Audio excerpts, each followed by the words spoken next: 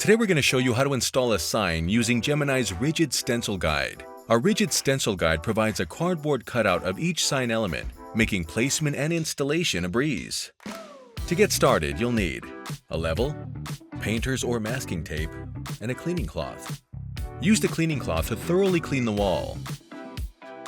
Otherwise, the sign's adhesive may not form a strong bond. Once the wall is dry, tape the Rigid Stencil Guide to the wall with a piece of tape. Place a level at the base of the pattern's design, and adjust the rigid stencil to make it level. Then secure it with enough tape to hold it flat to the wall. Remove the masking from each sign element to reveal the adhesive. Then gently press each sign element into its place in the Rigid Stencil Guide.